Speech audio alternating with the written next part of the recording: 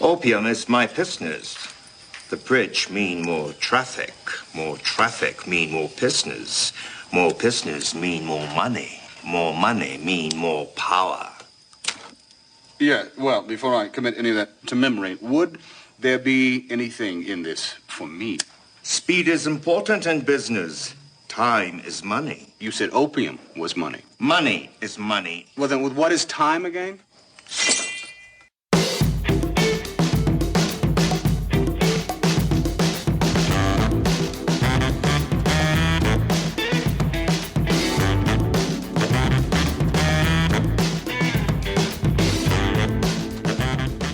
Hey, it's a gal who would definitely sign up for the Peace Corps as long as Tom Hanks is involved. Aw. It's Katrina Porter. Hi, Anna Serene. Welcome to Split Happens, everyone else. Welcome, everybody. Each episode, Katrina and I talk about a movie that we love. A lot. Lots and lots and lots. However, only one of us gets to say anything good about the movie, and they're the pro of the episode, which means the other's the con and has to attack it. So this week, if Katrina catches a rule break from me, we're going to hear this sound. Go, nerd! Are we going to use a different sound? Yes, A different button push? we are. I assume I'm going to get a button push just based on my notes. Oh, dang it. I thought of a movie I wanted to give you the other day, and now I can't remember what the frick it was. Damn it. Oh, man. I'll think of one for sure that I hate. I've got a lot of strong opinions about things. I know, but I had one. Thought it was a good one, too. Hey, Katrina. Whoa. We're recording again. Yay. Yippee! Okay, so remember when we said we were back? Yeah. Well, we are, Yeah. but we also then weren't. But it was a small weren't. I feel like I have to make a whole bunch of excuses, but guys, I mean, they're really, really good excuses. We don't live in the same town anymore. Yeah. So there's a good 2.5 hour difference between now, and I refuse to do this remotely. That's not our jam. No, we really have to feed off of each other Yeah. and also drink tequila with each other. Right. Which we did tonight. What? I didn't. I had water. Wait, what? Eh. You didn't have no water. Yes, I did. I had lots of water today, all day long, in preparation. I did too. That's probably why I'm not drunk at all. Yeah, it's not tolerance. That's not the reason. It's definitely not. I am very excited, one, to be recording again, and very excited about the movie. However, I have a lot of disclaimers and corrections I need to get out of the way. Okay, go ahead. About the last movie? Yeah. Oh, okay. The last movie we did, holy shit, was Maybe even the last 2 movies that we did. We got Pete's Dragon and Face Off. and Face Off. Yeah. And here is the problem. Okay. I have a lot of corrections. Oh, do tell. I didn't know this. I mean, we both got like a lot of like actors and stuff. I didn't. I don't think I did. We did. But Hmm. here's the rub. I actually didn't write any of it down, and that was a long time ago. But I knew I had to talk about stuff. I just can't remember. I don't think I got people wrong. I don't know. What's mine is yours. Oh, I got so many people wrong, and I have a disclaimer. I am sorry. Oh, I know I got a bunch wrong, and our brother Sean, who listens to this, is probably like pulls his hair out every time he hears us say incorrect facts. But I have said a number of times, and as has Katrina, believe at your own discretion. Sean probably has a notebook. Good. I hope so, because then he can tell me what if I fucked up. These dumbasses. There was a bunch, but I can't remember. So that was then. This is now. Not today. I am only going to have accurate information. Are you? And probably one improperly pronounce name? I bet I know who it is. I bet you do. I can tell you that my notes are fucking stupid, and I can't wait, because I went real dumb. I'm looking, I mean, I looked at my notes since I took them, and they were, like, ridiculous. My notes are fucking dumb. I love this movie so much. Oh my god. I think I might have been obnoxious during it because I kept saying all the lines, like, right before. It's so, and I think what I'm excited about, well, I'm excited about so many things. Tom Hanks is one of my favorite actors of all time. Spoiler, we're doing a Tom Hanks movie. Love him. But I'm excited about this because it's probably a Tom Hanks movie that if you haven't seen all the Tom Hanks movies, you might not have seen this one, which is exciting to me because, like, this one, Joe versus the Volcano, like, movies that are great. Joe vs. Volcano is on our list. It is, but you maybe haven't seen, but now you're listening to this podcast and you're going to go watch, that we get to introduce you to, is exciting to me. Well, and we make people watch a lot of musicals, and I'm not gonna apologize about that because we like musicals. Right. And we have said we're going to make you watch these musicals, and we're not going to apologize because there's going to be some gems that you're going to watch that's going to make up for it. And this is one of them, my friends. This is one of them. Doug, if you haven't seen this, Mary, if you haven't seen this, Keith, if you haven't seen this, I emailed Doug. all of our other people, the people that I can't remember. Those are the only names I can keep in my brain at the same time. But yeah, you will love this one because it is hysterical and it's really important. But I will let you get to that because you're the pro. Yeah, no, I emailed Doug in Iowa. Oh, you did? Good. Yeah, I was like, hey, Doug, don't forget about us. We are going to put an episode out. And also, if you haven't seen this movie, the next one we're putting out is 1985's Volunteers. With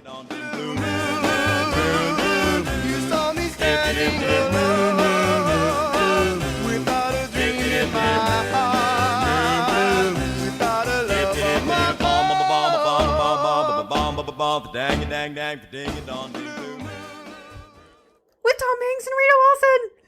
Ah! Fight, fight, fight for Washington State. Honor and victory. Look at my face. You are so excited. I love this movie. Okay, so can I give a little bit of backstory? Sure.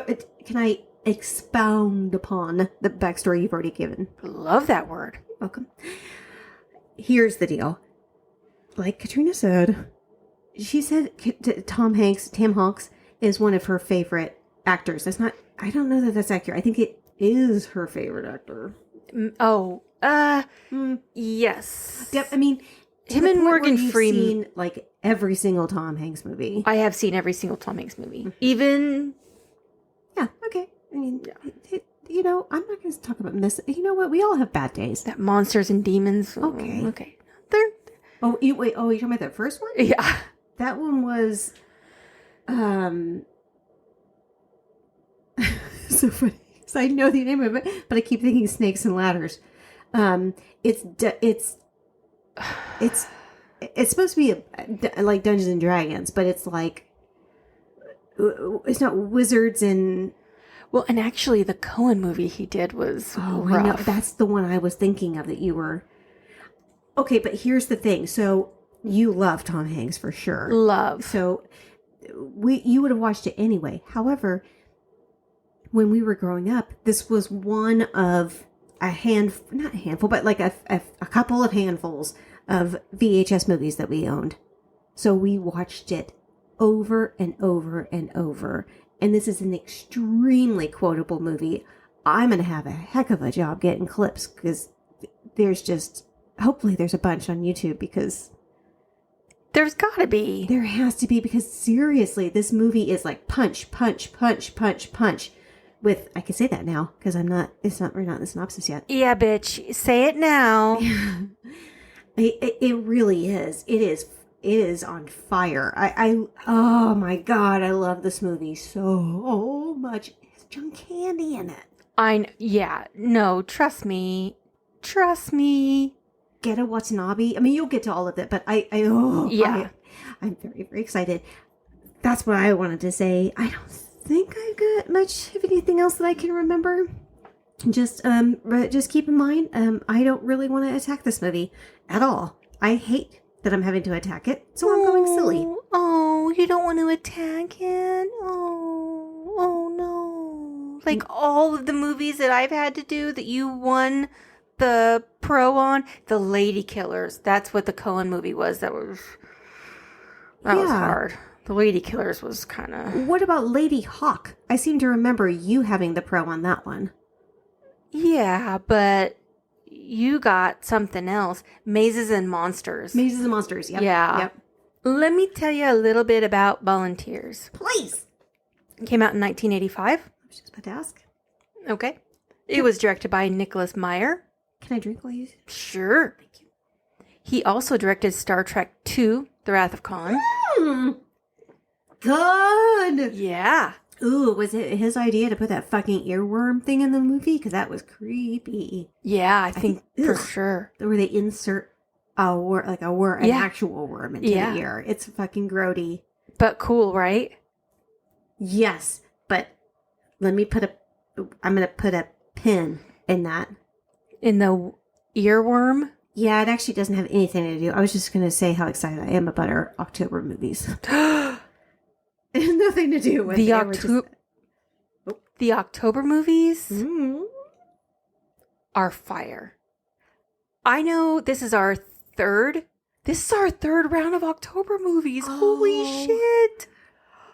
I know I cry a lot right now, but it makes me feel a little weepy. Oh my gosh. Because we really, really, really, really, really love Halloween movies. We love this. We love the spooky movies. I think this might be my favorite month of Oh, yeah. our October movie. I think this year? this year. Yes. With the exception for me of... Dream Warriors? Yeah. Yeah. That might be one of my favorite episodes Welcome of to all prime time, bitch. I mean, that's so classic. Dream warrior. Slipping in your dreams to kill you and giving you bad dreams. I remember you going off script on the music last time. Yeah, I'm consistent. We're the Dream Warriors. Fight and fill your dreams and haunt your dreams with knives. Fucking hell. That delivery is going to haunt my dreams. That one was absolutely a blast to record and to watch. But we've got really good ones. So good. Do you want to know what else Nicholas Meyer directed? Besides The Wrath of Khan? Yeah. Yes, please. I just wrote down one other thing. Oh. Because I looked at all the other stuff and then one little thing like clicked on my little, I was like, ooh, that. And so then I wrote that down. What is it? An episode of Fairy Tale Theater. Which one? Which one? The Pied Piper of Hamelin. Do you remember who the Pied Piper was? I can definitely pull it. Is it Eric Idle? It was Eric Idle. Oh, God, I'm so proud of You myself. are so good at that. I love... I know. Not loved. No, I love Fairy Tale Theater. Yeah. I stand by it. I've got all the DVDs, Yeah. and then I watch them on YouTube. I actually just did, not too long ago. I watched The Big Bad Wolf because... R.I.P. Shelley Duvall. Oh, seriously, what a loss. I don't know if you remember, but she not only did the Fairy Tale Theater, but she also did like a Tall Tales. Yes. The only one I remember is Ed Begley Jr. He's Ebenezer's... from Sleepy Hollow. Crane. Is it Ebenezer Crane? Ichabod Crane. Ichabod Crane, thank Yeah. you. Yeah, I remember that one, but those are really wonderful. Do you know how I know that? How? Because I got my master's degree from Washburn University and we were the Ichabods. Oh, that's right. Was, just out of curiosity, was the Ichabod, was he doing like a I'm a little teapot Yeah. stance? Because that's what you're doing. Yeah, he put his hand here and then like Well, this. he gave the handle. Yeah, he gave the handle, but then he didn't do the really spout. He just kind of had his hand on his top hat like this. Here is my hat. Yeah. Okay, so the whole reason why I watched the Fairy Tale Theater on YouTube recently because I watched it with my son Finn. Because it was the Three Little Pigs. Because I remember Billy Crystal and Jeff But Goldblum. the big bad wolf is Jeff Yes! Goldblum. Because I binge watched Chaos on Netflix and I loved it so much. We just watched the first episode. So good. Yeah. Right? Oh. Yeah. And it has that one lady from the Decameron in it. Yeah. Has she shown up yet? Well, I don't know. She's the one in the Decameron. Okay, I'm going to have to like beep in case people haven't seen it. Oh. Yeah, she's actually a very important part of Oh. Chaos. Well, you know who the woman who, I don't want to say, she was, I can beep it. okay, she married to Orpheus. Oh, yeah. Do you know who she's the daughter of? Who? From Baz Luhrmann's Romeo and Juliet, Mm-hmm. Mercutio. Yeah, God, I can't remember his name, but he was on Oz. Yes. He was in like a billion things that oh my God, he's in one of the movies that we did a while back, but I can't remember. That's his daughter. No shit. Yeah. Oh, that makes me really happy. Yeah. I don't know why. Yeah. But I definitely have an emotional investment in it. Yeah. It is so good. I remember what I was going to talk about. We're having a hard time watching it, but it's not the show's fault. Chaos? Yeah. Why?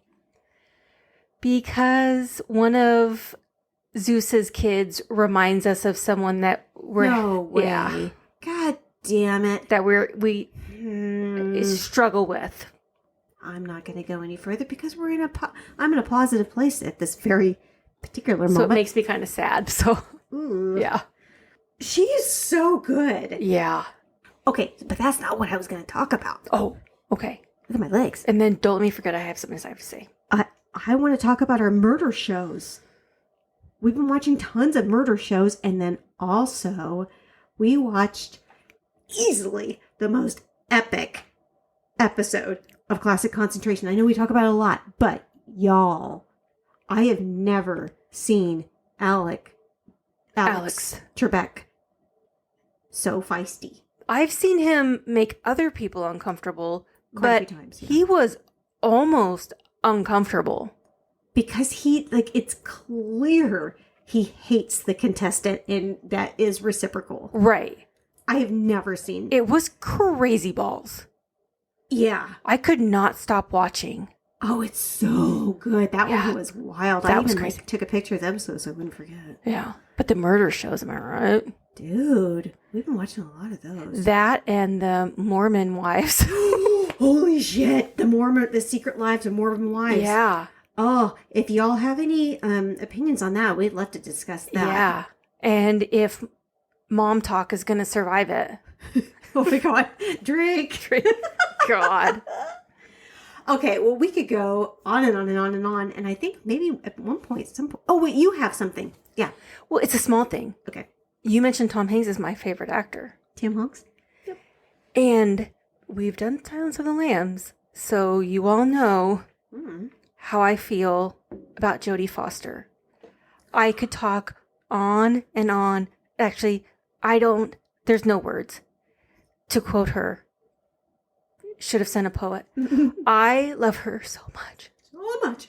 And somehow, probably because she's graced us all with movies and not TV shows, for the first time in her illustrious career, on Sunday, she won an Emmy for the first time. What? No fucking way. Yeah. For True Detective, I assume. Yeah, which you haven't seen, even though it's all come out, all of it.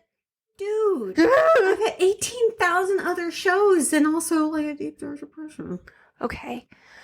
I will. It's heavy. I know, it is heavy. I've been pretty much sticking to murder shows because Something light. yeah, something just No, I really, understand. really light. I actually understand. Trust me, my brain. Yeah, I understand. because it's about like solving them And it's about indigenous people in Alaska, and I mean, it is ooh. heavy. I've loved I haven't loved every season of True Detective. She is brilliant in it, and I was not sure if she was going to win, and I was mixed. I mean, of course I wanted her to win, but she was up against Juno Temple in Fargo. Shit. And that was the only person I was okay with her losing against. But I wanted, of course, Jodie Foster to win, and she won. We could do an entire episode just devoted to how much we love Juno Temple. Yeah. Your chair is shaking. Is that your legs? Yes, I'm sorry. Is it excitement? Yes. Oh, okay. I was really happy for Jodie Foster. I didn't watch the Emmys, but all I heard was the controversies about. Oh, The Bear and whether it's a comedy or not.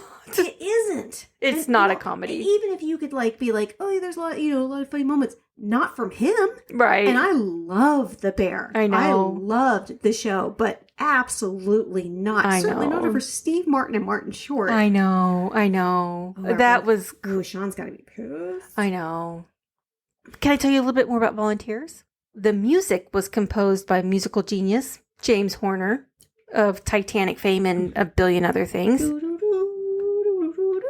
Were there any flutes, like pan flutes? Yeah. There were all the flutes, all 5 of them. Mm-hmm. How many flutes are there? I don't fucking know. Do I look like a flautist to you? Yeah, you do. Just because I could never. It had a budget of $10 million and grossed $19.8 million, so almost double. 10 million? It must be for Bamboo. Oh, I was going to say travel. Oh, it traveled. Going to a different countries. Yeah. And filming there. All that wood for the bridge. Yeah. Chop, chop, chop, chop, chop. And dynamite. Oh, I love it so much. It took 6 years to get greenlit because people have no vision or sense of humor, and it turns out the Peace Corps gets a real stick up their ass if they perceive a movie as making fun of them. Oh, Jesus Which, Christ. it's very important to say, this movie is in no way doing. It is not making fun of the Peace Corps at all. The opposite, to be quite frank. Yes. And by the time the movie came out, the Peace Corps was very much behind the movie. Part of it was there was a different director or executive director of the Peace Corps. I don't know what the right term is, but it's not. It's really a love story about the Peace Corps. But It's about redemption.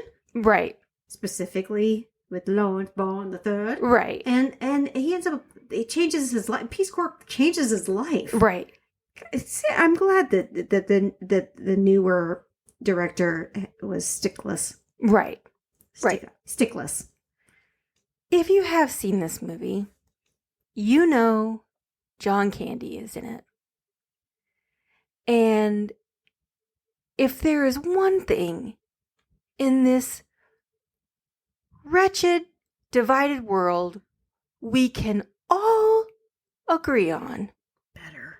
it's that John Candy is a fucking national treasure. What? Global. Yeah. Because he's Canadian. Yeah. And I like to claim him too because I'm American. Well, and if Elon Musk wants to impress me, he can build a time machine instead of that stupid Cybertruck or whatever that nonsense is, and you can bring John Candy back and bring world peace. I 100% agree and back you on this. And also, I could spend an entire episode just talking about how ridiculous the Cybertruck is.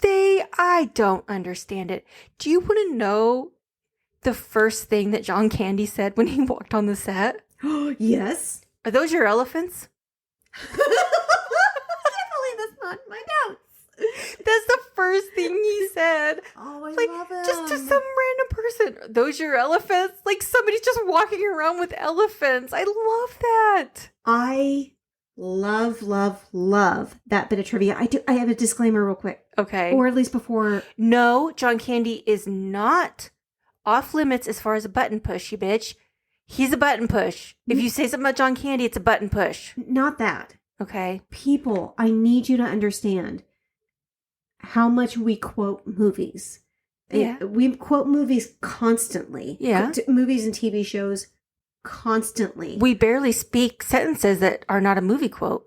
I think half of our podcast episodes are, oh, that reminds me of da da da da da. Yeah. I mean, so, and we really, really do. We've watched this one. You really cannot, we cannot emphasize enough how much we've seen this movie.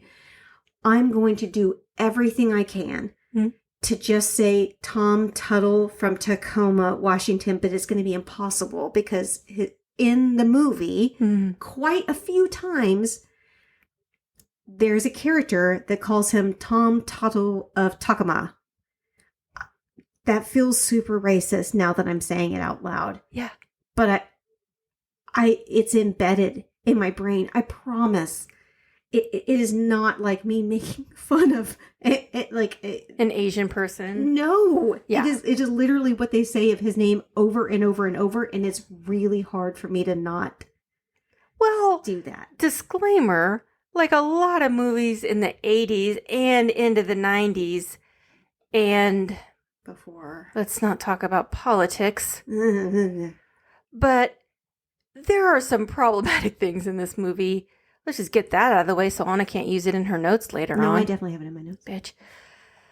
The character of Tom Tuttle, as Anna mentioned, is listed in the credits, and I love this so much, as Tom Tuttle from Tacoma, Washington. From Tacoma. That would help. But Right. They say Tom Tuttle of Tacoma.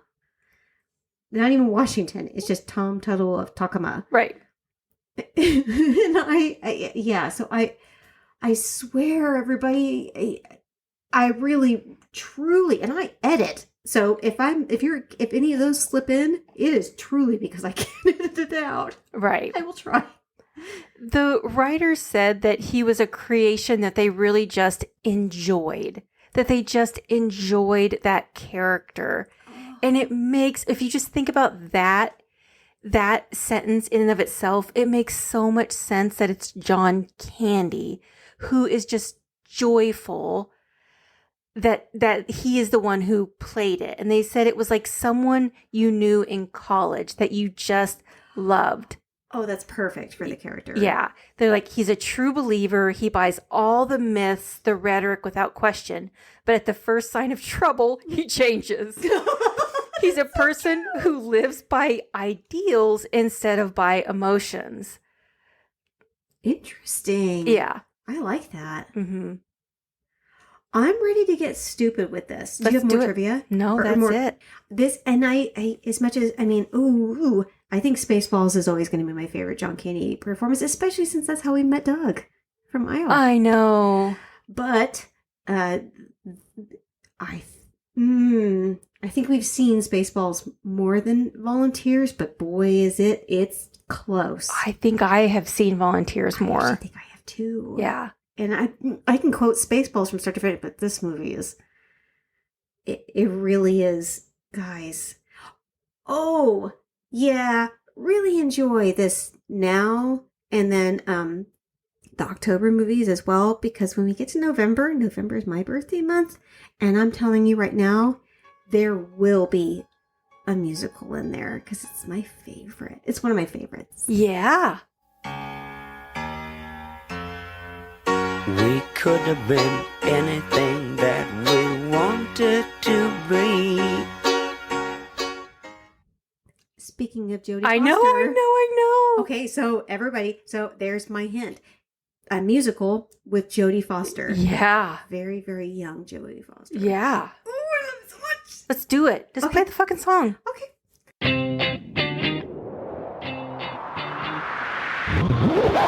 Let the games begin. Our movie begins with clapping. And I ask you, is there anything more cheerful than clapping? I mean, there's a billion things more. Have you been clapping? I can tell you why clapping's not joyful. Why? You ever heard a slow clap? That's just obnoxious. Sometimes a slow clap is okay, but the answer is yes.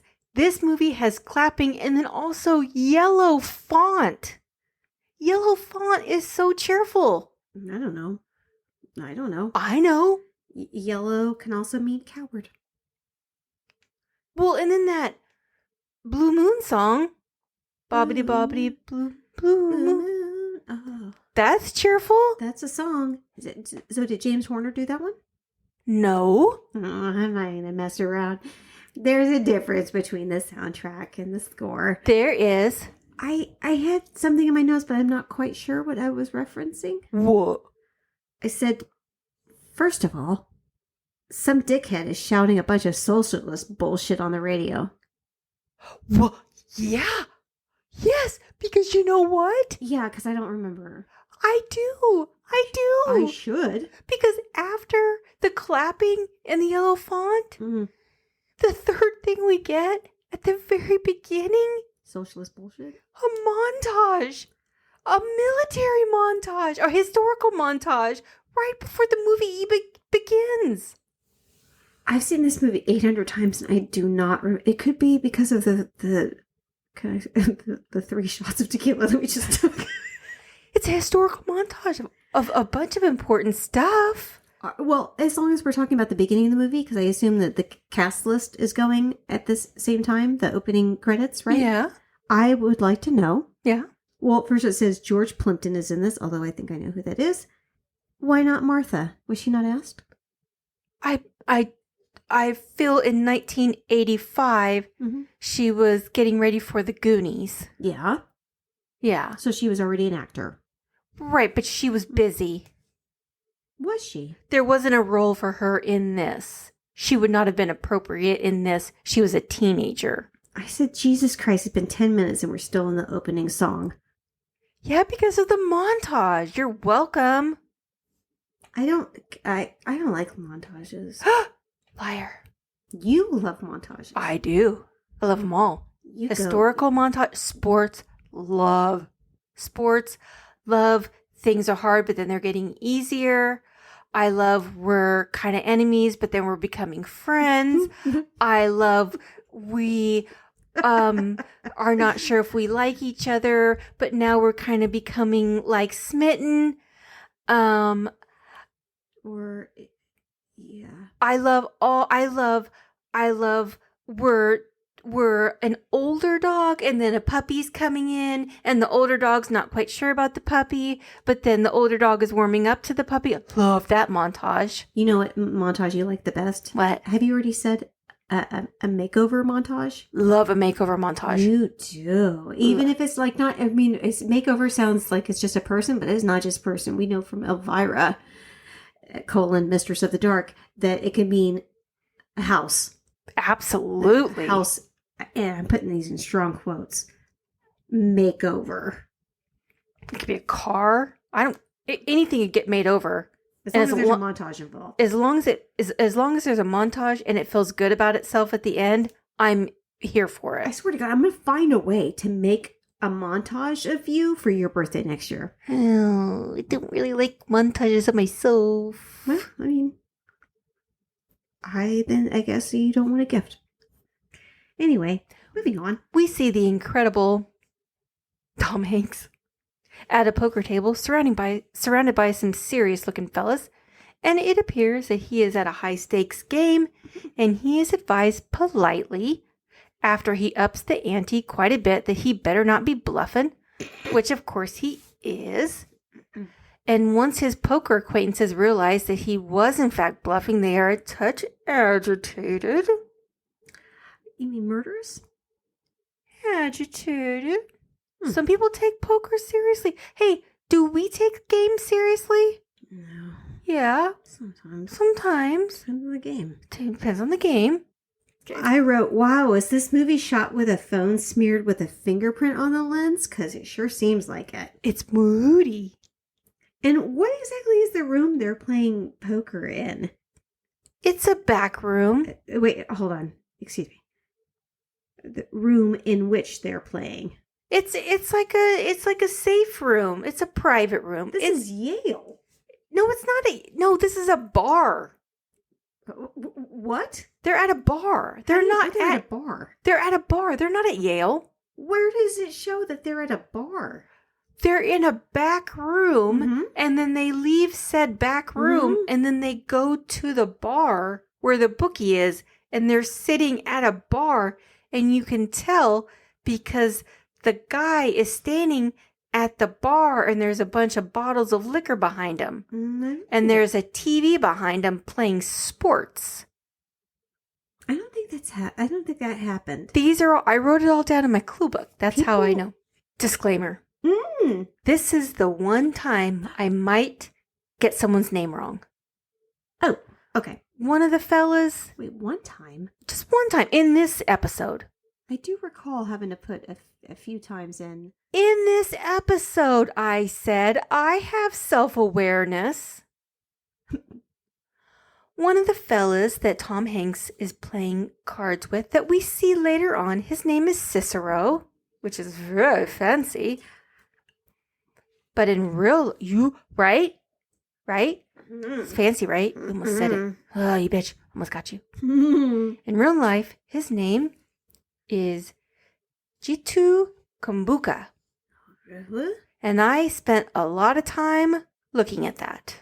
That doesn't, it just based on when I looked at that name, and it had tons of vowels and also consonants. It was a long name. Yeah. It was a long name. I don't feel like that feels shorter than it should be. No, that is actually correct. I think that is correct. For real? I've actually, that is as correct as I can get it. It's Swahili. He was born in Montgomery, Alabama. What? Right. And he was born, I mean, like this. The ALA? Right. And he was born in a time when like his options for life were kind of limited. And he was sort of like, I don't think so. And he really kind of persevered, and he was like, I'm going to be an actor. I'm going to kind of break out of this. Overcame the odds? Yeah, this environment that I'm in.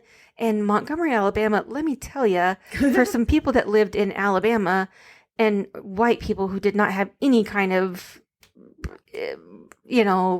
Probably still, y'all know. I mean, it's a wonderful, beautiful state that we went to high school in, but in which we went to high school. It can still be racist as shit. But it was certainly racist as shit then. And he did amazing things. Like he had a long, he died in his late 70s, which is too young, but he had a long career. I feel like I've seen him in a bunch. He was in a ton of stuff. I mean, like the big thing that he was in early on was Roots, but oh yeah, yeah, but I of course remember him from this. Yeah, because he's so good in this. He is so good in this. He's hysterical in this. I don't remember. Who are we talking about again? He's basically kind of like the bookie's main muscle guy, but he's just so funny. So we see him throughout. No, because they go to Thailand eventually. So they introduced a character like that for nothing? Well, not for nothing. We learn that Tom Hanks is playing Lawrence Bourne III, and he likes to play the numbers a bit. And when his bookie tells him, "Don't forget, Chicklet, that you owe me 14 G's," Larry says, "Hey, bookie baby, let's go double or nothing on the Lakers-Celtics game tomorrow." Bad idea. Nah, bookie Bad says, idea. "You got it, Silver Spoon, but if you lose and don't pay up, I'm going to stick that silver spoon right up your ass." That's rude. And also, that doesn't sound hygienic. Just because you lose money doesn't mean you can like insert flatware inside people. That seems incredibly invasive. Live by the spoon, die by the spoon. Fucking tattoo that on my face. Are we gonna get to Bootsy yet? Do you want to talk about Bootsy? I do. I know you do. That's why I didn't put anything in my notes about her. Oh, I've got stuff in my notes like how people fucking that loud is incredibly rude and awful. Okay, Larry's got a girlfriend named Bootsy, and they're enthusiastic. You know, they don't let their love shine dimly under a bushel. I can't remember what the saying is. If I know. Actually, it's a religious saying, so it probably doesn't have anything to do with this. I know she's awful. And also, the only Bootsy I like is Collins. Ooh, love Bootsy. Collins. You You know what? Fuck Bootsy. This one, This not one. Collins. She's a garbage bag. You know, she's not in this movie very long, which was on purpose. You know what? She's not a garbage bag. She's not a garbage I bag. take that back. She's like, you know what? She's like one of those bags that you get like at a high-end store and then you keep around for like way too long, but you do it because it's like a really rich looking bag. And at the end of the day, it still goes in the trash. That's Bootsy. That's not fair to her. She's obviously someone from privilege, and she's a bit obnoxious, but she's also valedictorian at whatever school she goes to, and she likes to, get, a little ooh la la. Yale? Whatever. It's good for her. So you're telling me Yeah. you don't keep really nice bags? I don't keep pretentious bags. Bullshit. Yes, you do. I don't think I do. Of course you do. If like a store has like a really nice bag, you're like, oh, I could definitely use this again. But like really nice and like it's sturdy. well, yeah. I mean, it's like rich. I know you know what I'm talking about. Okay, so for example, Uh-huh. I have Michael Kors purses and I have Coach purses, but I've gotten them from eBay Uh-huh. or from Coach Outlet, and they come in bags, yeah. like reusable bags. I keep those, but I use them when I go on vacation to put laundry in. This is not what I'm talking about, though. I'm talking about like the nice, like handled bag that's like from a store. No, I don't. All right, money bags. Some of us like to cosplay. I was gonna say I don't have any of those. Really? No, you've seen my bags. They sit next to the fucking front door. You don't have it. I'm not talking about reusable bags. What are you talking about then? I'm talking about oh, okay. You seem Pretty Woman, right? Yes, of course. Okay, so, like in the whole, like, scene where she's like, big mistake, huge. Yeah, I don't keep any of those She's bags. got, like, those super nice, like, Louis Vuitton or whatever? yes. No. You don't keep a Louis Vuitton? No, I've never gone into a Louis Vuitton store because it's too goddamn expensive. I'm saying if you did, you would want to keep the bag. No, I wouldn't. You totally would. I would. I don't like throwing things away, but also I'm like, that's a nice bag.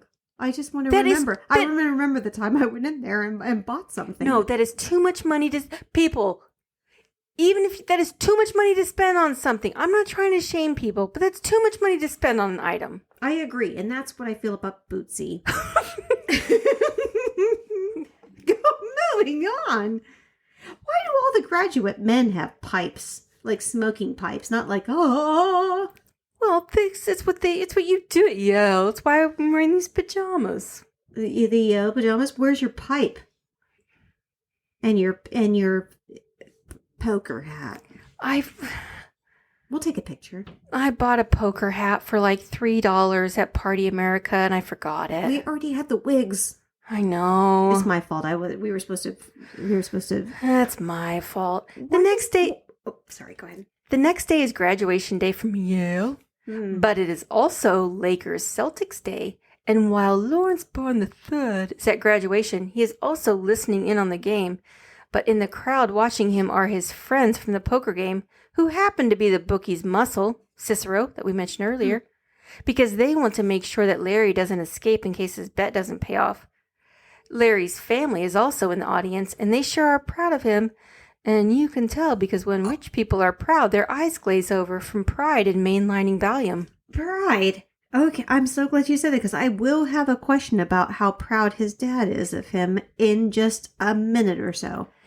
After graduation, we are at the Bourne residence having dinner, where Lawrence Bourne III asks his father, Lawrence Jr., for some fatherly advice, to which his father responds, From me? And then what else does he tell his son about his Larry tells him he needs $28,000 or he's going to be... Oh, I should mention, and this is actually what did happen, this Lakers Celtics... The Lakers Celtics has actually been a rivalry that's been going on for some time. For real? Oh. Why? They're at like opposite ends of the country. Oh my gosh. You'd think the Lakers would be up against like the Utah Jazz. Anna. Thank you. But also, like, that's the other side of the country. Anna, do you know the Lakers Celtics? That's Magic Johnson, Larry Bird. That's the Johnson Bird. That's the rivalry. Wait. Magic Johnson's the Lakers, Larry Bird's the Celtics. Wait. That's a big rivalry. Hold on. Can I just guess? You could tell me if I'm being stupid.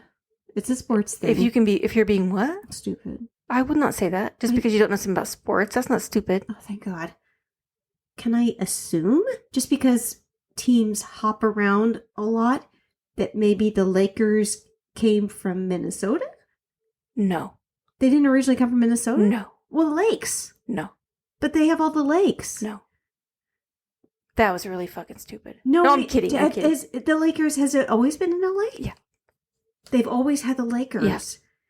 Are there a lot of lakes in California? I To where, like, they're known for don't it? know.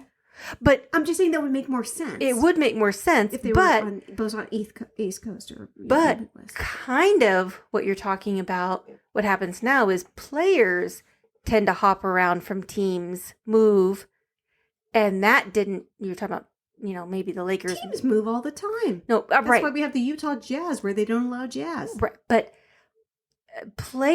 the players didn't, like Magic Johnson, Lakers, Larry Bird, Celtics. I mean, they were like this. Those two specifically. Yes. were They were like rivals, and that really heightened that rivalry. And Larry Bird, this little white guy from Indiana, who you would think wouldn't be, he was the biggest fucking shit talker. Can I tell you this my favorite- little mustache shit? Like he would talk shit like nobody's business. Okay, are you ready for this? Are Yeah. you ready to be impressed? And I was a Bulls fan, people, so don't look at me. But That is no shit. Are you ready to be impressed? yeah, Wasn't it Larry Bird that was like, I think it was maybe it might have been like a shooting competition or something, but he came up to me, he's like, which one of you guys is coming in second? very good. Oh, hi. Yeah.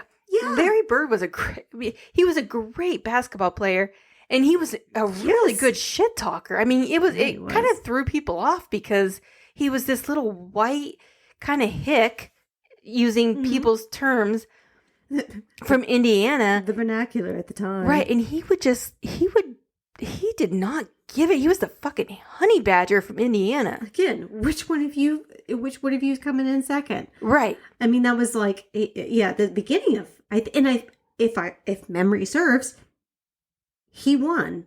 Like, handily. I want to know how it's okay for his, Lawrence Bowen III, coming back to volunteers, why his dad would fake the orphanage thing to his own son. You've been a constant source of embarrassment, irritation, ever since your mother and I brought you home that day from the orphanage. Orphanage? Father, I am not adopted. I am your son. I know, but please allow me that little fantasy. Well, Fucking father of the decade. so right? as I was saying, Larry tells Dad, I need $28,000. I'm going to be murdered.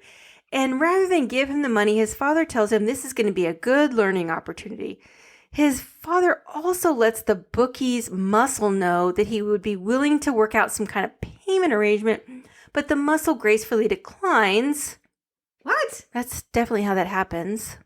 No. And in there, the dad did kind of joke about Lawrence Bourne III being from an orphanage, but that was just a joke, just to kind of lighten the mood a little bit, because Larry was a little stressed about the whole murder thing. They weren't. Okay, first of all, that is his dad. He should be concerned and he should be a better father. I'm not joking that your son came from an orphanage. And he's like, oh, I can fantasize, can I? Or whatever he says, a man can dream. And then also, they don't talk about him being killed. He says, they're going to break my legs. And his dad says, And in the meantime, if that should come to pass, you'll simply have to learn to use one of those, what do they call them? A walker. Yeah, his dad was like, it was kind of holy like, shit. it was kind of like Pollyanna a little bit, like, you know. If I said that about my kids, you would be like, I'm a mandated reporter. Well, yeah, but things are different now. Are they? Yeah. Real quick, this seems like a good spot to tell you about how Tom Hanks got into this character. Tell me. He said he based his performance and characterization on the actor who played his character's father, actor George Plimpton. Okay, I did know that was George Plimpton. Yes. Is he related to Martha? I don't know. I Plimpton's not a super common name. I No. gotta think, right? do love Martha Plimpton. Anyway, I definitely want to hear what you have to say. Hanks paid much attention to Plimpton and listened to his diction very astutely. He was able to mimic his vocalizations by mimicking certain words and putting stress on certain vowels. He once said, I tried to cull from him that air, not of superiority, but of kind of a confidence he exudes. He has one of the most distinctive voices ever. He said it was the most fun I've ever had as an actor. As soon as I put on that double-breasted white tuxedo, I was in character. It was a situation of the clothes making the man. Lawrence is a guy who refuses to take life on anything but his own terms. He is consistent to the end, which is very accurate. Especially if you think about, he does have an arc. Like he does change. He does evolve some, but he also, it's kind of strange. He does evolve. But he also says tequila. Stays true to himself. He stays true to himself in certain ways, but like his basic instincts, which are self-serving. Yes, that. They're that, but It never changes. it doesn't change. But no, actually, I think it does. But his basic instinct to ignore other people's needs, I think that changes a little bit. I think he does start to think outside of himself, and that has been unusual or not unusual, I think absent from his life, and that is different. And I think that's something that the Peace Corps kind of gave, or like being in that environment gave him, is thinking about other people, other people's needs, being surrounded by other people. Anyway, I don't know what I can say. I know you can't, Oh my god. because that's true. Because this I'm movie's so good. nervous. Back to the shenanigans. Larry III finds his roommate, who is getting ready to hop a plane to Thailand to join the Peace Corps. And after a very fair and not weird negotiation, his roommate agrees to allow Larry to take his place, and off they go. Nothing else to say. What are you talking about? What does he trade his ticket for? A car. Wait, hold on. Sorry. For what does he trade his ticket? Car. Just the car? Yep.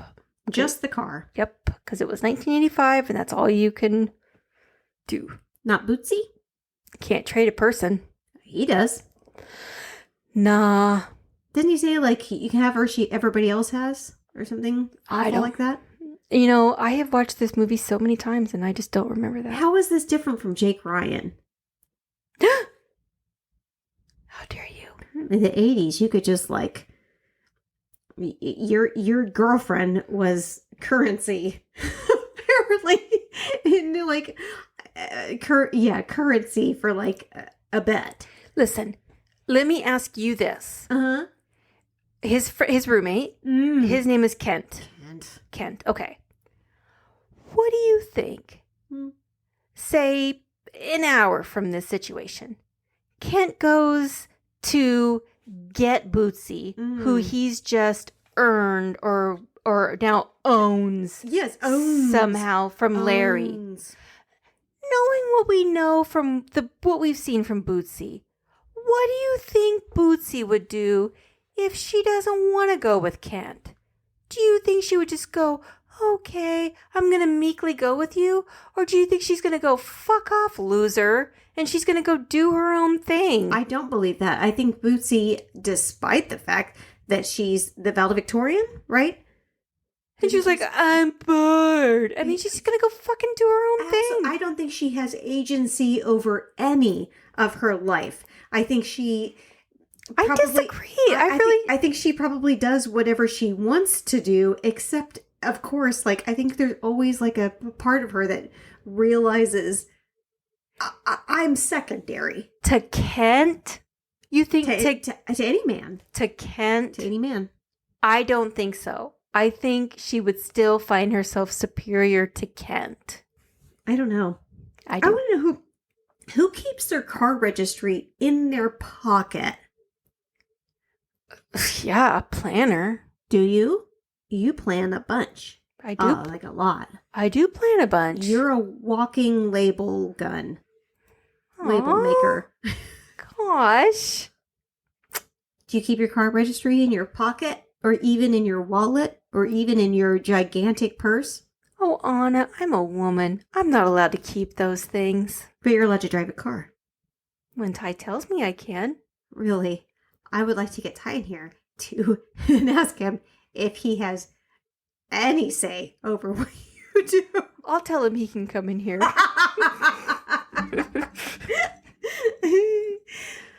But he'll be scared. Do we see like their maps, like their faces over? Oh, probably because they're driving, and he's like, there's a map, and like you see their faces, and they're driving or whatever. Oh, I think those are fun. I have a question about it. They're like, do-do-do-do-do-do, do-do-do-do-do-do. But their faces are like over the map, right? Well, oh, you're being silly now. No, Those aren't real. I'm not saying they're real. I just have a question about it. Okay. And it is valid. Thank you very much. Go ahead. How can their faces be so big over maps? Like, wouldn't people see that? And it would definitely raise some questions. Oh, no. Okay, we can just, we can just talk about the... Let's talk about the plane. You want to talk about the plane? I definitely do, because I have a question about that and that name that I can't pronounce. You can tell right away this is a plane of people that are ready to change the world. Larry sits down to none other than, shut up, everybody. Shut up, the incomparable John Candy, who plays Tom Tuttle from Tacoma, Washington. He is an engineer, but has also studied psychological warfare, which I'm sure won't come into play later on. I feel like you're missing when that one guy holds onto the side of the plane and then he falls. Cicero. Like, actually, like, holds onto the plane and then falls off said plane. And does he survive that? That makes me think of Chicago. Cicero. Lipschitz. Pop. Not guilty. Lip shit. Cicero. Oh, we will do Chicago. Of course he Speaking survives. of fucking musicals. He's a survivor. He jumped off the plane. When you talked about people like on the plane, like wanting to change things, would you say that there's a lot of singing on the plane? I didn't say that. I think it's important to say that Larry tells the flight attendant to pretty please send a telegram to his father, letting him know he has accidentally joined the Peace Corps and to get him the hell out of there. But Tom Tuttle does give him a little pep talk about fear being victory's fuel or some shit like that. We're not talking about the singing at all on this plane. That is horrific. That is a long flight for Puff the Magic Dragon. And if I had a hammer, I would smash the window and create a plane crash. Well, I know. And I love singing. I know you do. I love group singing. This is ridiculous. It is important to say that the year prior to this, John Candy and Tom Hanks were in Splash together. Were they really? That was 1984. So why isn't Eugene Levy in this one? He was in Canada with Catherine O'Hara. Catherine O'Hara. But John Candy should have been part of that, right? He was doing this. Okay, so they didn't invite him or Martin Short. He was invited, and he said, "No thanks.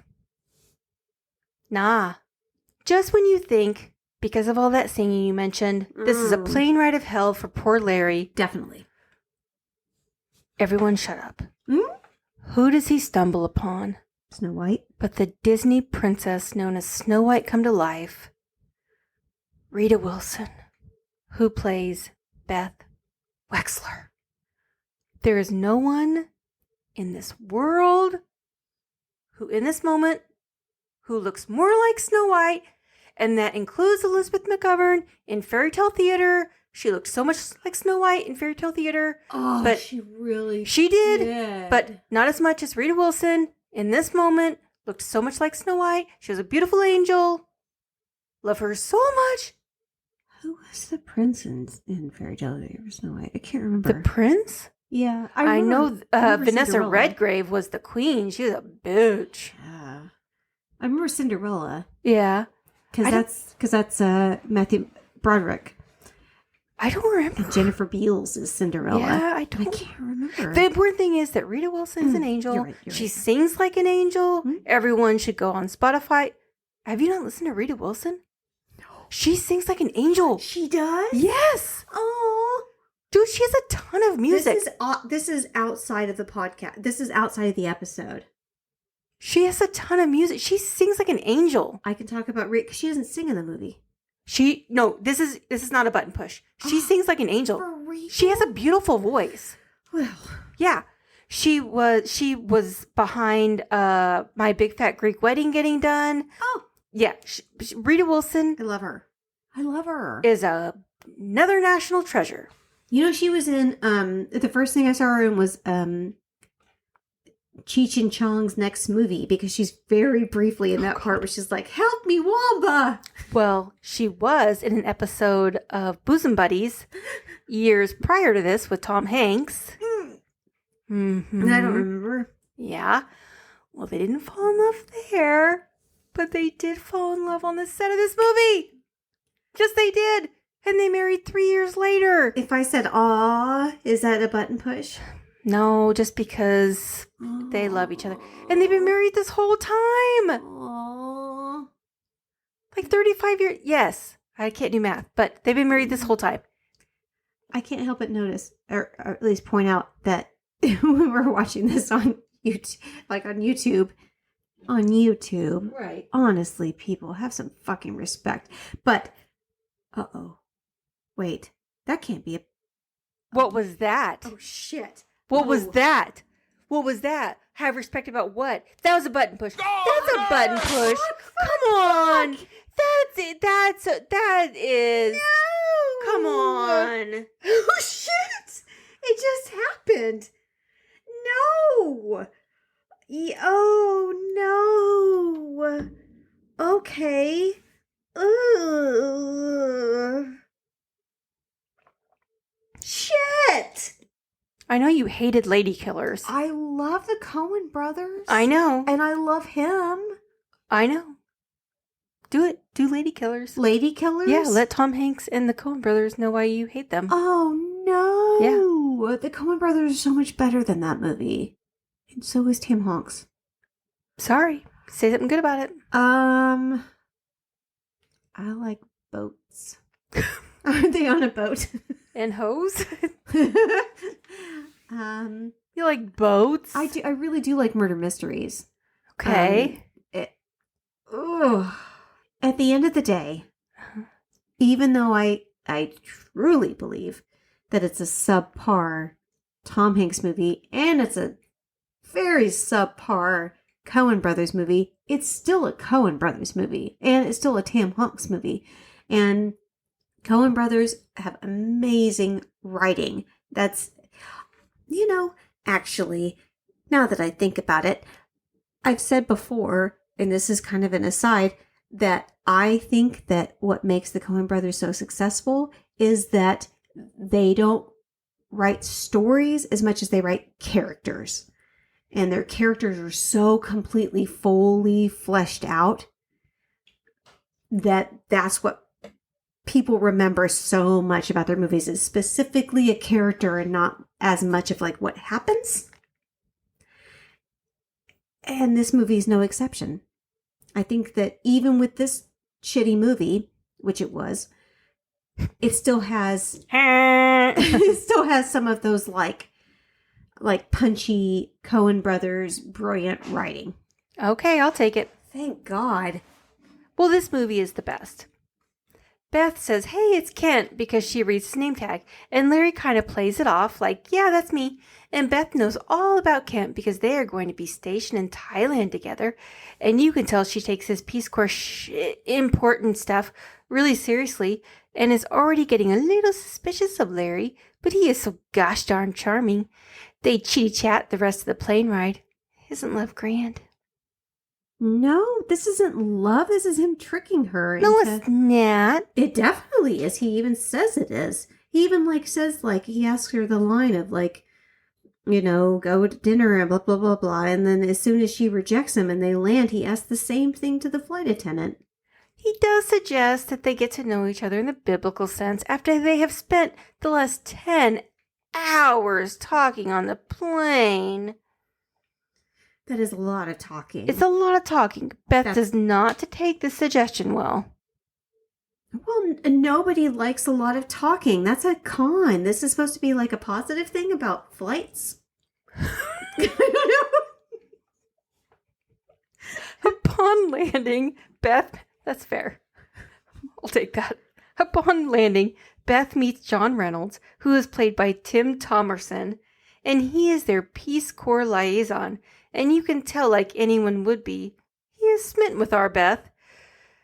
A few years later, Tim Thomerson and John Candy would do Who's Harry Crumb together. Yeah, they would. I feel like I'm swallowing my own mouth. Yep. Synergy. So are you talking about the Always Save Sam Elliott? Stop it. I don't know. And I just want to point out that Lawrence Bowen III, Yeah, Larry. as you pointed out, has been on a gazillion hour flight, talking, right? Yeah.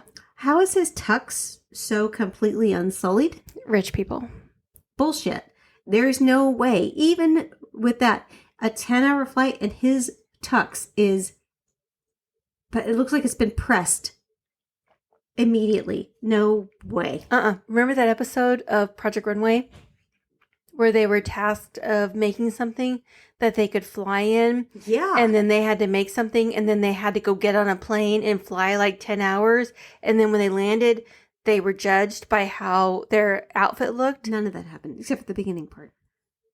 All of that They didn't happened. get on a 10-hour flight and then, judge hell. Yes, they did. Did they really? Yes, it was Michael, by Pony Michael. I don't remember. Yes, he wore the white, kind of seersucker outfit. It was the redheaded lady, the ginger lady, who was an architect by Laura. She was in there. It was Uli. No, I remember the contestants of Project Runway. I don't remember them going on a 10-hour They flight. did. They went to Paris. And that's who they were judged by. I don't think that happened. I just fucking told you the whole goddamn episode. I just gave you 53 minutes. What's the name of this town, or this town that they're going to here? Oh, I've got it.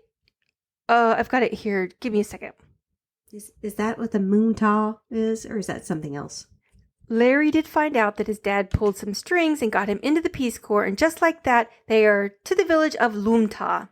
Isn't that Bastion's mom's name? No, that's Moonbeam or some nonsense, or Moonkai, or... I'm sorry, what? Goodbye, oh. You mean Moonchild? Yeah, whatever. I still don't believe it. Poppies. I love that. Tom Tuttle from Tacoma, Washington, Angel Face Beth, Larry, and John Reynolds are on their way to the village.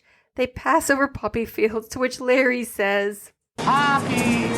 Poppy!" Larry immediately begins to charm the villagers by giving them what I believe is spearmint gum. I thought it was spearmint gum too. Oh, we must be right. Is it really what it is? Because that is definitely what I thought. That's what I think. He's also asking them about the crops, which the rest of Everybody back on your ones. Which the rest of the group unload. Oh no. Did you even read the script? Fuck me. While the rest of the group unloads the chopper, and then they meet the village elder. The chopper? Tom Tuttle from Tacoma, Washington has clearly been working on his communication skills, and the group learns their task is to build a bridge across the village. Wait, you're skimming right over that elder. I love the elder. I would never skim. The blind? Yeah. Elder? Yeah. That is Yeah. Careful, bitch. Tuttle Yeah. says something to him that is very insensitive. Not on purpose. Yes, I mean, he doesn't... Who says things insensitively on purpose? Oh, me? Well, yeah. But who, like normal people? Do you like that I'm fanning myself with the incredibly awesome Artwork that Mary made for us. Yes, thank you, Mary. Because your girl's sweating. I had a Goonies moment when I walked in here not too long ago. Oh, shit. Yeah. Ty, and I cannot wait for Mary to see him and find out about this. Ty put a drink on that? Dude, no. And I go, what is that? What is that? And he's like, what? I grabbed it off of there and I freaked out. Oh, I bet Ty was like, oh shit, now what did I do? I know. I freaked. Go ahead. Tom Tuttle from Tacoma. Yeah. Says to this elder, he starts going off about fucking Helen Keller.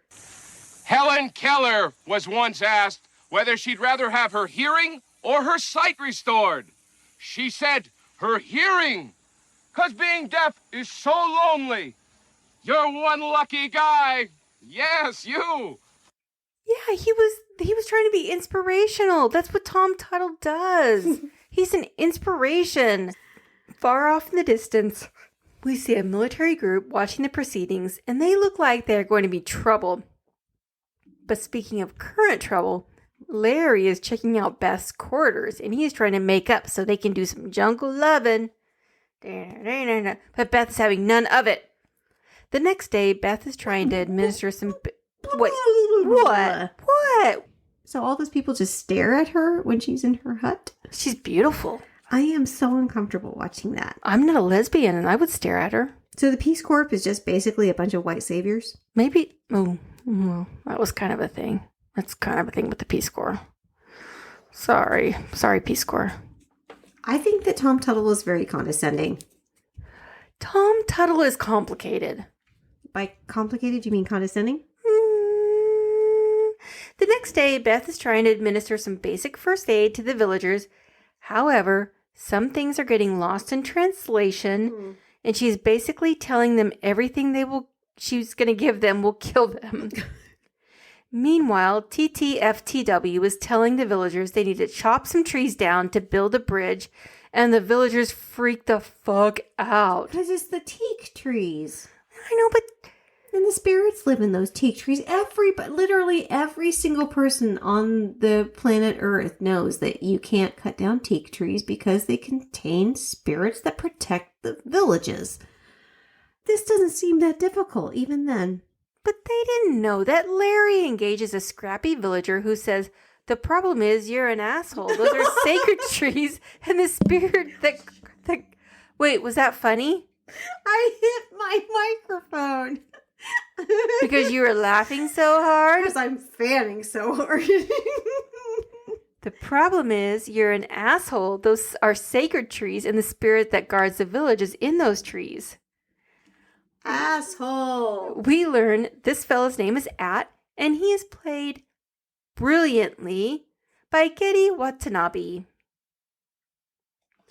So, holy shit, did I say that correctly? You sure did. Gedi Watanabe, is he? So he must be Thai. Mm-hmm. You sure? I thought Watanabe was a Japanese name. I mean, he was Japanese in 16 Candles, certainly. Oh, is there something on the wall that you can... And also, was that a marijuana cigarette that he's smoking? I am disgusted by this blatant drug use. No, you are not. Kind of wish I could join. I think I'm out. He and Larry become fast friends. They get a little lifted on the local wacky tobacco, and Larry teaches them some card tricks. While Larry's making friends, Tom Tuttle from Tacoma, Washington is searching for non-ghost wood, and he runs into some friends as well. However, those friends have weapons and seem to have some nefarious purposes. So the locals understand English now. I thought only At was the one that could speak English. And that's why he no. speaks for everybody. No, it's only Americans that pretty much only speak one language. Most of every other country speaks English. Back at the village, Larry and the villagers are playing some poker and getting mega stoned. Sounds great. And somehow everyone at the table has a blackjack, which they're just tricksters. They're just being silly. At says it. We learn very quickly. We learn very fast. They're smart. Larry realizes the students have become the masters, and they have tricked him. Beth wants to go searching for Tom Tuttle from Tacoma, Washington, and Larry has no interest in this. And all of a sudden, flashy cars pull up, and a horizontally challenged military fella arrives and says he wants to get into the game. I am so offended by your description. 'Cause he's short? And you're short? Oh! It's not your fault. He's not short. He does look like a gay auntie who lives in Santa Fe, though. Yeah. Tell me I'm wrong. Why isn't he wearing turquoise? Where's his leisure suit? Okay, jokes. Oh, boy. At tells him this guy's an asshole, and his name is Chang Mi. And in addition to being an asshole, he is also a motherfucker. Chang Mi snatches up Larry and At and takes them to his home, which is very friendly. And one of the people wants to get very friendly with At. Chang Mi tells Larry he wants the bridge built quickly because he is in the opium business, because the bridge will bring in more business. Now Chang Mi wants to introduce Larry to a little lady named Lucille. Stop. What? You're making it seem like Chang Mi's In a business proposition with Larry. You're making it seem like it's a very short, I want this and this, not like opium means power, power means business, business means money. Not once am I hearing a single step about underwear. Oh. Or stealing it. Not once do I hear anything about stealing underwear. No stealing underwear. I don't think they wear underwear. Step 1, steal underwear. I know that's what we are led to believe. I have a feeling that's actually not how it works. You don't think they wear underwear? I don't think so. Seriously, you don't think they wear underpants? They seem like free ballers to me. Even Chang Mi? I think especially Chang Mi. Really? I think so. In that khaki, no way. I mean, he's got his uniform has 8,000 stolen medals. I assume he's pulling what was that guy in? Forrest Whitaker played him, the last King of Scotland. Oh my God. Who wore all the medals, even though he definitely did not earn any of them. That's what this feels like. Stolen valor. Stolen valor. I feel like he's got some Undercarriage? no, I feel like he's got some velvet lining in his pants, but I think they all free ball. Oh my God, I just want to say, can you imagine velvet in Thailand? Not velvet, silk, that's what I meant. Silk. Ugh. It's hot there. It would be so, oh my God, velvet, that would be like torture. Okay, go ahead. Also, Larry's kind of excited about meeting Lucille, but Lucille is Chang Mi's bodyguard, What's her and name? she and her nails don't fuck around. What's her name again? Lucille. How does she pronounce it? Lucille? How does Chang Mi pronounce it? Lucille? Lots of R and L jokes here. That feels very racist, and her nails are very upsetting. I don't remember that. I just remember Lucille. Larry is very motivated to get the bridge built in 6 weeks because if he does, he gets some money and he also gets to live, which seems important to him. And Beth starts to notice that all of a sudden, Larry might be good at this Peace Corps thing. John Reynolds comes to check on the camp. Who? John Reynolds.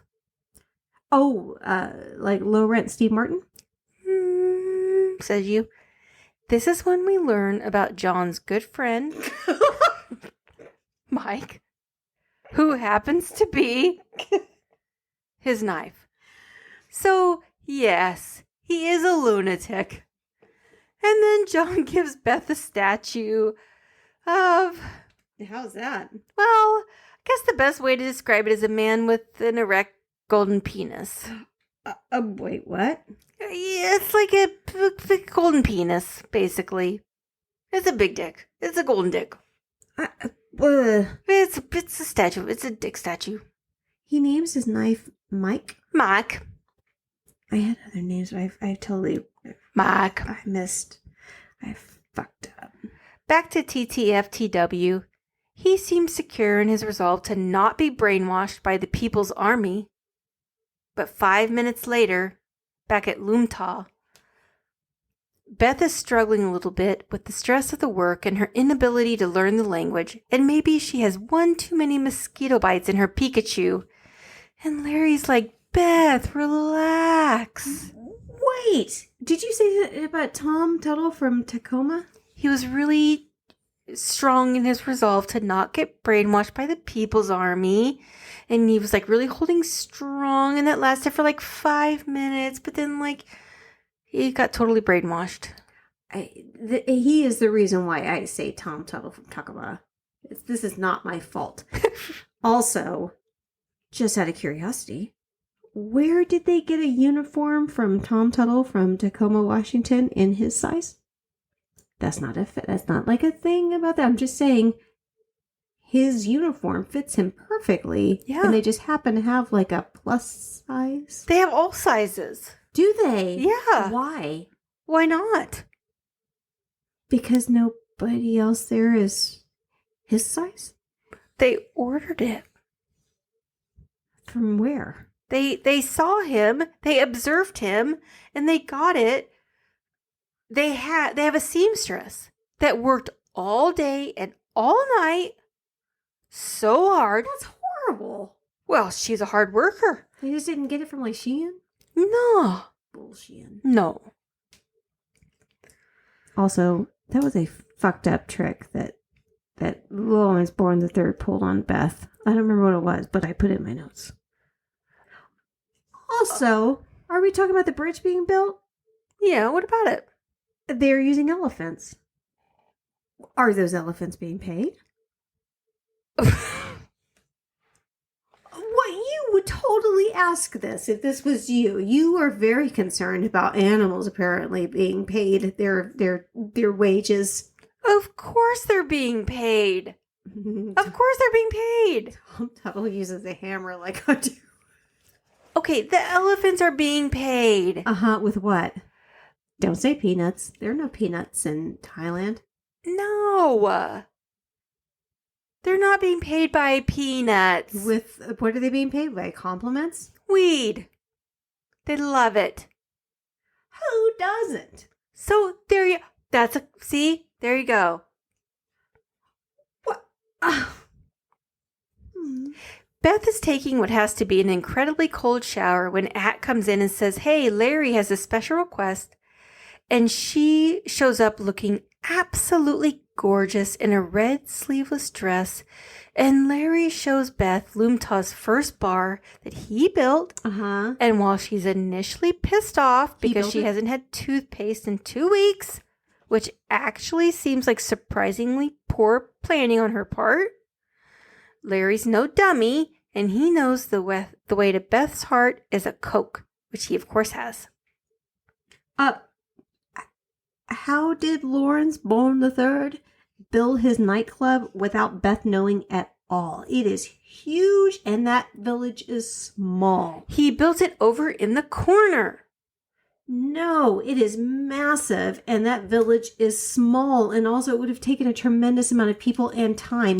She would have noticed, and also, why doesn't she have toothpaste? And also, ew, lemon Coke? Okay. He offers her a lemon Coke? Ooh. Okay, I will concede the lemon Coke. Thank you. That sounds terrifying and gross. I think Beth is very singularly focused on what she's doing, and if she's doing one thing, that's what she's doing. So she's not looking at what's going on over on the north side of Lumta, and that's where the bar is. Is it Lumta? I thought it was Moon. Loom. No, that makes more sense. Just out of curiosity, not curiosity, just as an aside, I learned watching this in the year of our Lord 2024, the nod to Casablanca. Literally never, ever, ever put it together where he's like, play it again, Sam, or like whatever. And then the guy's got this is not a racist thing, but his instrument's like dong, dong, dong, dong, dong, dong, dong. Like it's very plucky. Mhm. His plucky instrument. Oh, wait. Ew. Okay, never mind. I don't want to talk anymore. Larry and Beth have a sweet dance played by a local musician, mostly acoustic. Ding, ding, ding. Beth asks Larry to come inside, and he actually passes because he likes her, and he wants to not be a douchebag because somehow he's growing from his experience. Bullshit. He just wants to play mind games. No, Yeah. he doesn't play mind games. He doesn't have time for that. He never plays mind games. He has nothing but time. He He has doesn't. time enough to make a nightclub. He doesn't play mind games. He's overt in everything he does. He's overt with Bootsy. He's overt with his bookie. He's overt with his dad. He's overt with Kent. He's overt in everything he does. He has feelings for her, and he's trying to not be a douchebag. However, when Beth goes back into her hut, John Reynolds is waiting for her with his trusty pal Mike. And he tells her he's with the CIA. And he says as soon as the bridge is built, the village will become an airstrip and some bad shit will happen. And I got distracted, so I'm not sure what. But then John knocks Beth out with chloroform, and that is not cool. Do we need to go over again how chloroform works? It knocks you out. No, it doesn't. There is, again, I feel like I'm doing the Lord's work here. There is a fine line between making somebody unconscious with chloroform and straight up killing them. Yeah, it's bad. So we're to assume this guy has the exact right amount of chloroform that not only will like actually like right away knock her out, not just give her like a really, really nasty headache, asshole, or like just straight up kill her, double asshole. Like chloroform is not a dependable way to make somebody go Can away. you give me the art piece that Mary made us instead of fanning yourself with this? Because you're giving me a lot of anxiety. Because I'm you're just so hot. Can you fan yourself with anything else besides that? I literally have the only other thing I have is what Ty needed to put his drink down. Okay, just This use is that nothing. then. This is nothing. Then I you can't do this. I have 15,000 pieces of fanning material in my bag right there. Your bag weighs 8,000 pounds. Open it up and pull something out of it. It probably weighs a bunch. Your bag is basically Mary Poppins' bag. No. Also, Tim Hunks says some really racist shit here to At. And he calls his beautiful wife, Rita Wilson, a bitch. What is this? Oh, it doesn't matter. They weren't married yet. And also, You're falling in love. It takes years before you call your wife a bitch. I know, but he's ahead of the times on everything. That's how amazing Tom Hanks is. The bridge is open and everyone is celebrating, but Larry doesn't know where Beth is, and At says she went in the jungle with John, and Larry is pretty upset and doesn't say anything disparaging about Beth, and At says, you know, there's nothing wrong with a little bump and grind with yourself. Forget about Beth. Interesting way of putting. That is what he says. There's something to be said about pleasuring yourself. I think it's That fucker Lucille shows up with Larry's money and his plane ticket home. and her And makeup. Huh? And her makeup. And her makeup. You want to explain it? No. And it also appears that she might also be there to kill him. At saves Larry, and also they find out Beth is in Chang Mi's place. At does not love Larry's plan, which involves At being the distraction for the guards, who do appear to have a slight affinity for At's bunghole. Because they want to spit roast him. Yeah, with love. While Larry sneaks in to get Beth, which should be easy peasy because she'll be ready to leave, no problem. Beth has been changed into a Barbie prom dress and doped up with a shit ton of opium. John Reynolds and Mike almost do unthinkable things to Beth. You mean rape? But Larry, with the help of At, save her. She is high as shit and very uncooperative. I have things. What? I seriously, I really do. Okay, first of all, everything that Chung Mi says is like the Sphinx from Mystery Men. I want you to tell me how I'm wrong. The decapitated heads are totally fake, and I'm 100% positive about that. 100%. Also, other things. Pause. You're talking about... Okay, actually, that would be a button push, so never mind. Did you want them to get real decapitated heads for this movie? They could put out an effort. That's your complaint about this scene? Is not that they were trying to rape At, but that they didn't get decapitated heads? No, the At rape is in my notes too. Oh, continue then. They said they want to spit roast them. Okay. That is not okay. Also, they keep their cigarettes in their underarms. Gross. That is gross. That is disgusting. Those are filters, and that would absorb every single scent and flavor, and that is armpit scent and flavor. Concede. That's gross. Thank you. There's a lot about this scene, and I can't talk about any of it until after we finish the episode. Because it's so funny. But At has a lot of things to say in this. That are all hysterical. Larry, of course, gets At and Beth out of there, and they make it to the bridge, but oh no, that John Reynolds and Mike are persist. The group is pretty bummed out that those fuckers had them build the bridge for nefarious reasons, and while they are being sad about it, Larry lets Beth know he loves her and wants to get the hell out of there, but Beth is like, no, if you love me, we have to figure this shit out. They decide to blow the bridge up.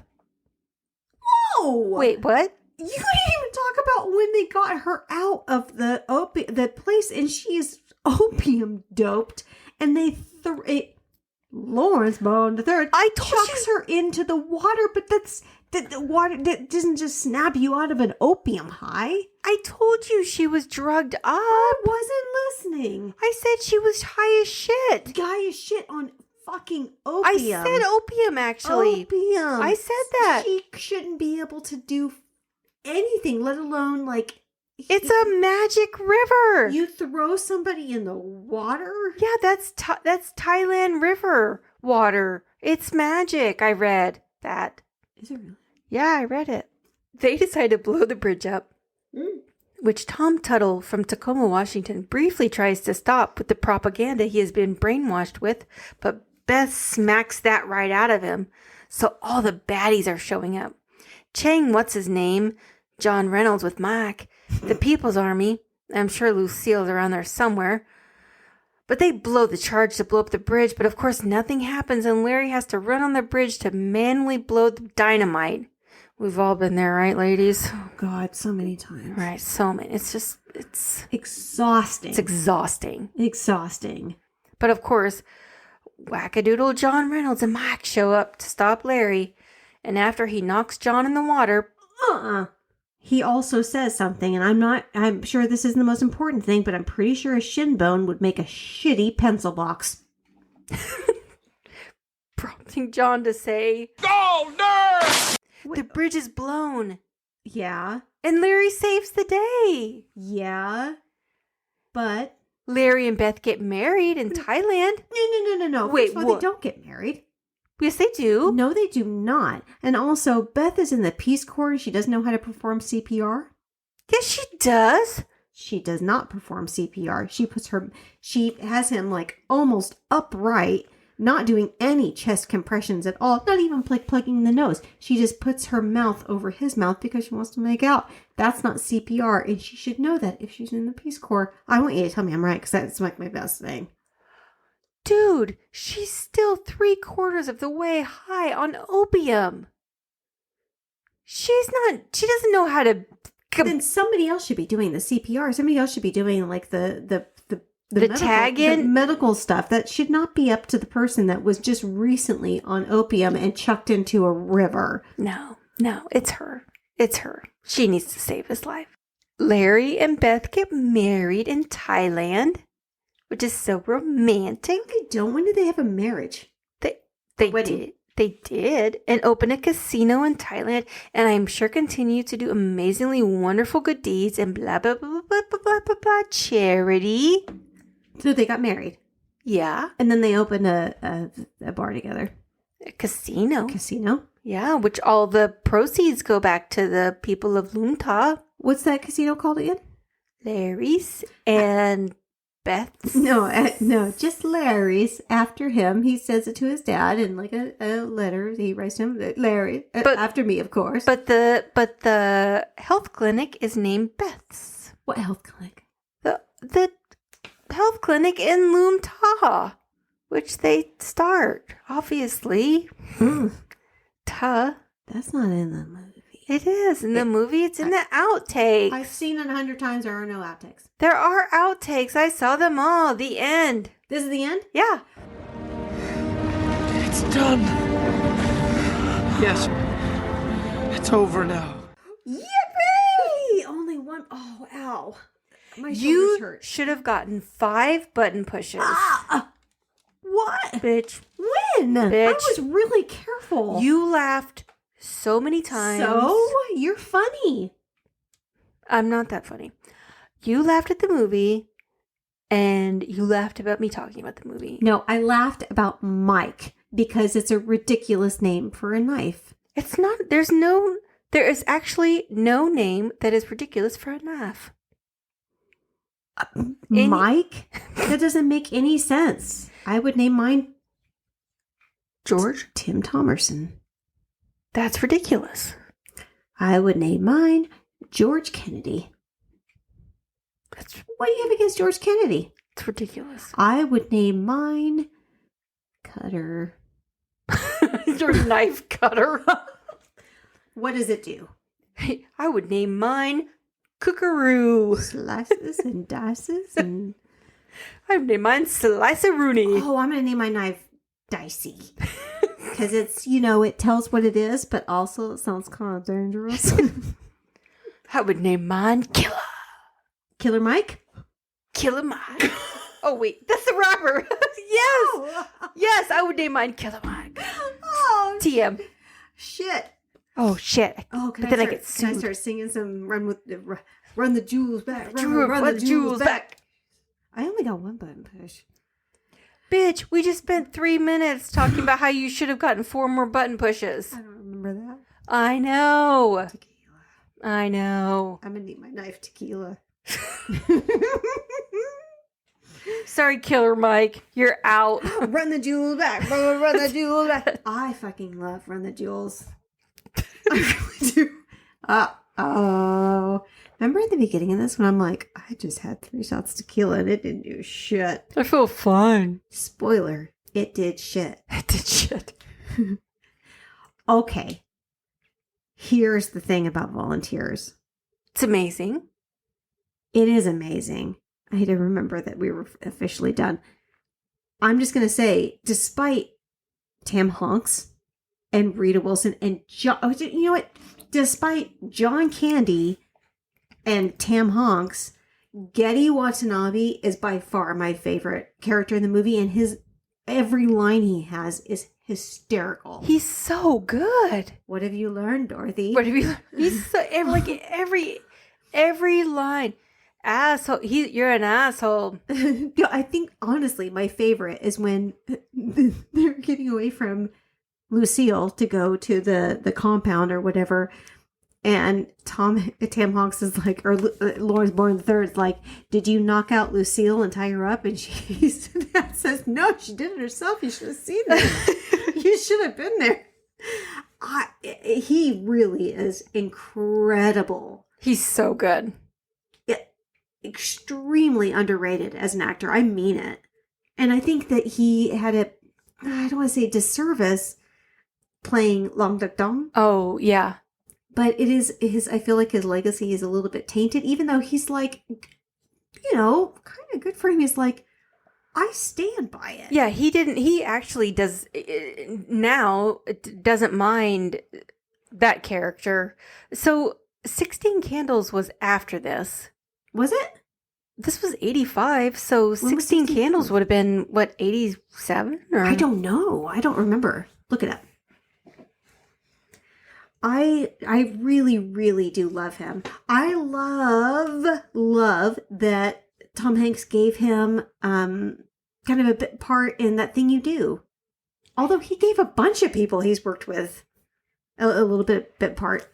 16 Candles was 1984. So it was the year before Volunteers. I mean, Long Duck Dong is probably what he's known most for. Right. Most people, right? Volunteers is by far, I think, his best role. Yeah, he's incredible in this. He's in That Thing You Do for like 2 seconds as like a reporter. Also with the guy that he was in Bosom Buddies with. Yeah. He's in that. Yeah. But did you break your shoulder? No, I didn't. Is it just old?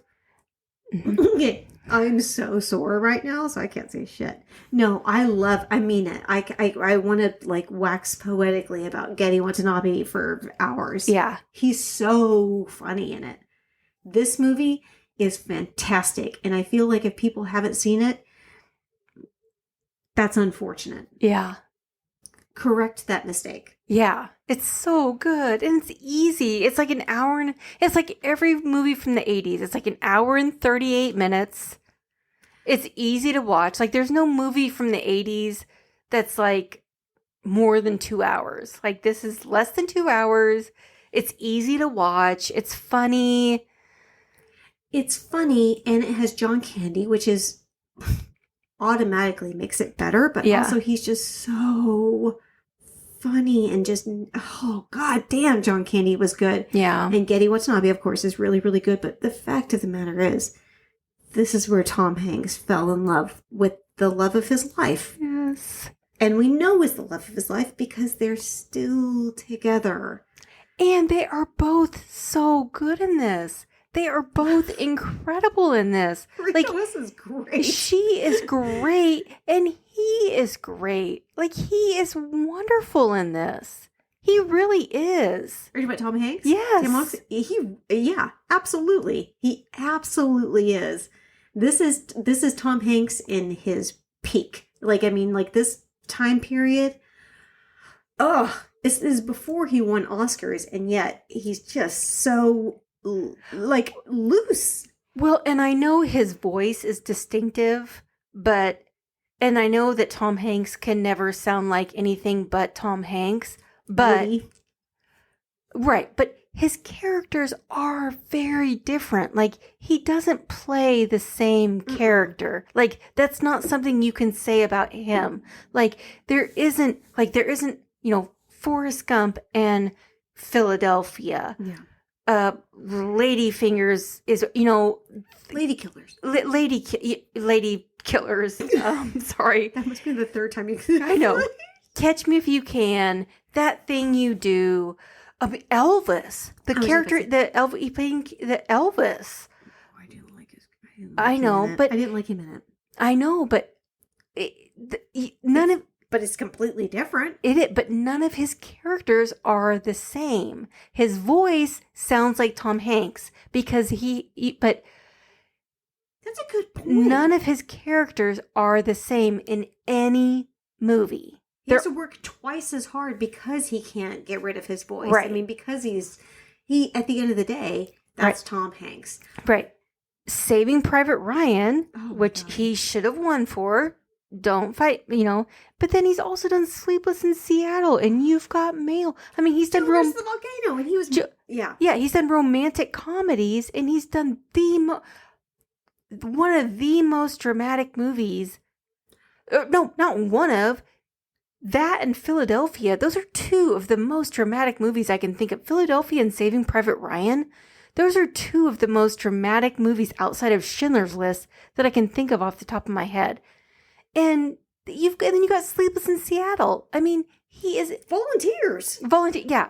So I know I'm not arguing with anybody that Tom Hanks is an incredible actor. It's like that's an argument, but I think there are quite a few people that feel like he can't immerse himself enough in a character to completely erase the fact that he is Tom Hanks. I think that's crazy. And I think those people are stupid. I don't think it's crazy. I think it doesn't matter.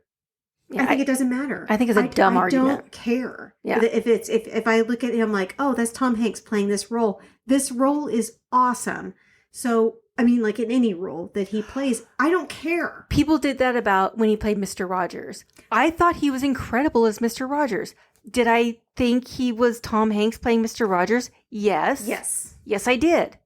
But Don't care. when I watched the movie, I loved it. I loved it. And I felt like I was watching a movie about Mr. Rogers. I really did. Thank you, everybody, for sticking. Thank you for sticking with us. We love you so much. Oh, more than you know. This Really, means the really, world really. to us. I know we say that, but it's so true. You mean the world to us. Doing this means the world to us. Yeah. It keeps us going. When we're not doing it, we promise you we're talking about it. That's the And truth. we're and And talk you all. Yeah, and you all. And talking about it keeps us going. I might name my next two knives Split and Happens. Oh, I like it. Split. Well, until next time, I think I'm gonna watch a little bit of classic concentration. Drink I'm not some kidding. water, dude. Oh, I have to drink some water. Yeah, water. Are my lips red from drinking Merlot? Water. Until next time, thank you so much. And goodbye, Katrina Porter. Bye, Listerine. Bye, everyone. Bye, bye, bye.